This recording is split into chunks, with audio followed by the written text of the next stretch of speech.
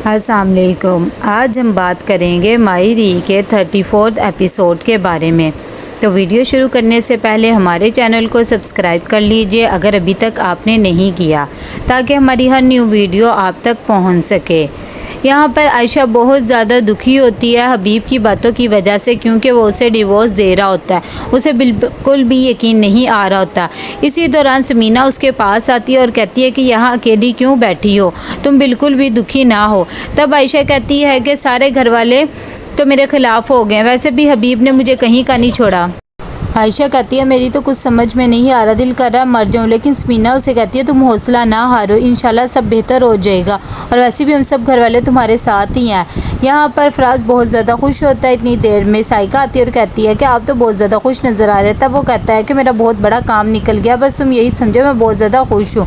वो उसे बताता है कि जो पेपर चोरी हुए थे वो मेरे ही हाथ में, मैंने ये काम नौकरानी से कह के करवाया है कि वो हबीब के कमरे से वो पेपर चुरा ले। साइका हैरान हो जाती है। यहाँ पर अम्मा जी बैठी होती है कि इतनी देर में एनी आती है, उनके लिए चाय लाती है।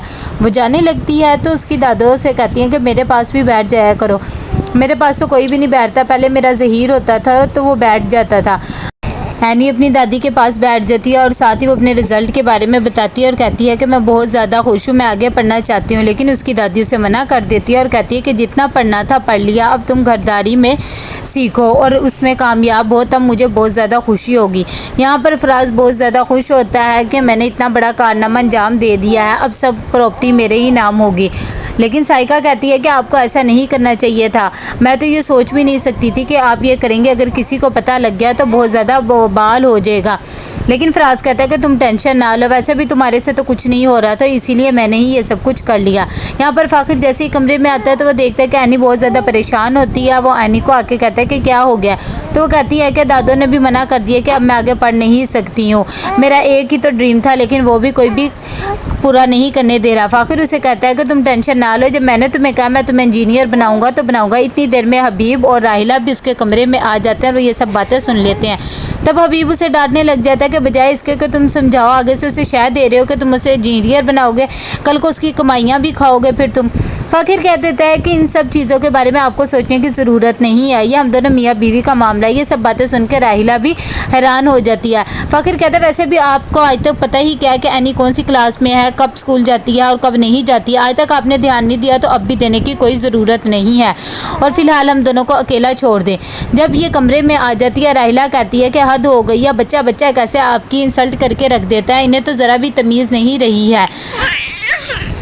हबीब कहता है कि मुझे पता है ये सब कुछ जो करवा रहा है। अभी वो दोनों बातें कर ही रहे होते हैं कि हबीब को बहुत ज़्यादा गुस्सा आया हुआ था। कितनी देर में फ़ाइज़ा आती है और कहती है कि अम्मा ने कहा है कि अपने अब्बा को बताया कि हम यहाँ से जा रहे हैं। जैसे ही ये बात राहिला को पता लगती है तो वो कहती है कि अब इसने ये क्या ड्रामा शुरू कर दिया है। तब हबीब कहता है कि जाओ अपनी माँ को जाए, जल्दी से जाए, यहाँ पर मेरी जान छोड़े। वो परेशान बैठा होता है तो राहिला उसे कहती है कि आप परेशान ना हो। यहाँ पर हमज़ा आता है अमन को पढ़ाने के लिए, तभी अमन भी बहुत ज़्यादा खुश होती है कि चलो अब हमज़ा वापस आ गया।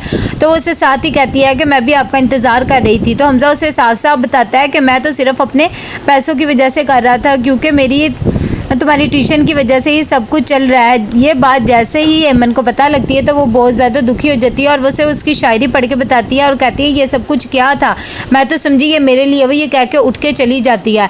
यहाँ पर फराज आता है और जो बिल उसने किया होता है वो हबीब की शर्ट में रख देता है। जैसे ही वहाँ पर इतनी देर में एनी भी आ जाती है कपड़े लेकर, तो वो कहती है कि आप यहाँ पर क्या कर रहे हैं फूफा। तो वो कहता है मैं अपने कपड़े रखने आया तो सोचा अपना काम खुद ही कर लिया करूँ, वैसे भी अपना काम इंसान को खुद करना चाहिए। तो एनी कह देती है कि आप मुझे बता देते मैं रख देती। लेकिन फराज कहता है कि कोई बात नहीं। इतनी देर में जैसे फराज चला जाता है तो वो हबीब की पैंट देखता है जिसमें उसने वो पर्ची रखी होती है और एनी के हाथ वो लग जाती है। बहुत ज़्यादा परेशान होती है और साथ ही फ़ाखिर को कॉल करती है। यहाँ पर फ़ाखिर अपनी फैक्ट्री में होता है और वर्कर के बारे में सारी इन्फॉर्मेशन वगैरह निकाल रहा होता है कि कौन कहाँ से आया और क्या काम करता है। एनी से कॉल करती है और कहती है कि जो घपला हो रहा था पैसों का वो मुझे पता लग गया, तुम फ़ौरन घर आ जाओ। ये बात जब फ़ाखिर को पता लगती है तो वो भी हैरान हो जाता है और कहता है कि मैं घर आकर तुमसे बात करता हूँ। साइका बहुत ज़्यादा परेशान होती है। तभी फराज आता है और कहता है कि मुंह फैला के क्यों बैठी हुई, तुम्हें तो खुश होना चाहिए। लेकिन साइका कहती है कि आप बिल्कुल भी अच्छा नहीं कर रहे, मेरे घर वालों ने आपका इतना साथ दिया, आपके घर वालों ने हमें मुंह भी नहीं लगाया था, मैं उनके साथ ये धोखा नहीं कर सकती। तो फराज कहता है कि ये सब कुछ तो करना ही पड़ना है, वैसे भी हबीब के होते हुए हमें कुछ नहीं मिलेगा। लेकिन साइका को ये बात बिल्कुल भी अच्छी नहीं लग रही होती है। वो कहती है कि मैंने अपने हिस्सा इसलिए मांगा था कि वो मेरा हक था, जिस बात पर इन दोनों की बहस हो जाती है। यहाँ पर जैसे ही फ़ाखिर घर आता है तो एनी उसे बताती है कि मुझे अब्बा की जेब से ये चीज़ मिली है और यही वो मसला है जो हम दोनों को डिस्कस करना था। यहाँ पर फ़ाखिर बहुत ज़्यादा परेशान होता है और कहता है मुझे समझ नहीं आ रहा चाचू ये सब कुछ क्यों करें, हालांकि उनके हाथ में ही सब कुछ है लेकिन फिर भी वो ये सब कर रहे हैं। यहाँ पर किरण बहुत ज़्यादा परेशान होती है और उसे समझा रही होती है हमजा को कि तुम्हें क्या हो गया। तो हमजा कहता है मैं तो सोच भी नहीं सकता था कि वो मेरे बारे में ये सब कुछ सोच के बैठी हुई है, अभी इससे पहले कि मैं उसे कुछ समझाता वो वहाँ से उठ के चली गई है। तो किरण उसे कहती है कि कोई बात नहीं, अगर अच्छी लड़की है तो तुम उसके बारे में सोच सकते हो, अपनी सारी ज़िंदगी एनी के नाम तो नहीं ना कर सकते। यहाँ पर आयशा की माँ से समझा रही होती है और कहती है कि कोई बात नहीं, तुम उसके कदमों में गिर जाओ हबीब के और उसे माफ़ी वगैरह मांग लो, शायद वो तुम्हें माफ़ कर देगा। लेकिन फ़ायज़ा कहती है कि अम्मी किस बात की माफ़ी मांगे, अब्बा ने ही गलत किया है।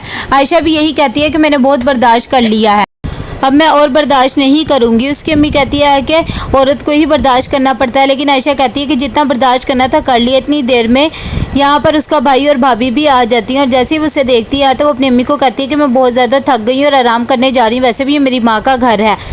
ये बात आलिया को बुरी लगती है, वो उठ के चल जाती है। तो उसकी अम्मा कहती है कि देखा जमशेद, तुम्हारी बीवी को तुम्हारी बहन का यहाँ आना भी बुरा लगे, लेकिन जमशेद कहता है ऐसी बात नहीं है, आप खामखा ये सोच रहे हो।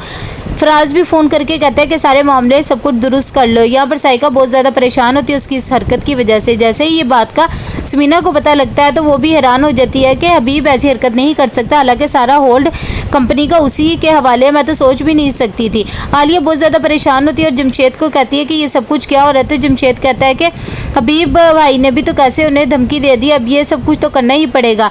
तब वो कहती है कि हम तो अम्मा को भी भेजने के हक़ में थे, वो खुद ही यहाँ पर आ गई है।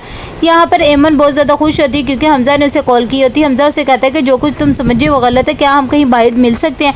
तो वो कह देती है कि ठीक है, मैं आपसे मिल लूँगी जहाँ आप चाहेंगे। आलिया बहुत ज़्यादा परेशान होती है और वो राहिला को कॉल करती है और कहती है कि आपा मुझे कुछ भी समझ नहीं आ रहा। तो राहिला कहती है कि तुम परेशान ना हो। वो कहती है कि मैं वापस भेज दूंगी आपा को, लेकिन राहिला मना कर देती है और कहती है कि जैसे मैं कहूँगी वैसे ही करना, अभी ये सब कुछ चलने दो सिलसिला, तुम्हें परेशान होने की ज़रूरत नहीं है। एनी बहुत ज़्यादा परेशान होती है अपने बाप की इस हरकत की वजह से। इतनी देर में फ़ाखिर आता है और उसे कहता है कि तुम क्यों परेशान हो रही हो, तुम्हें परेशान होने की ज़रूरत नहीं है। लेकिन वो कहती है कि अब्बा ने तो हद पार कर दिया, मैं सोच भी नहीं सकती थी। तब फ़ाखिर उसे समझाता है और कहता है कि तुम हौसला ना हारो, मैं इंशाल्लाह हमेशा तुम्हारे साथ ही रहूँगा। वैसे भी चाचू जो कर रहे हैं मैं उन्हें उनके इरादों में कामयाब नहीं होने दूँगा। तो कैसा लगा आपको ये एपिसोड, लाइक कमेंट शेयर करके लाजमी बताइएगा। अल्लाह हाफिज़।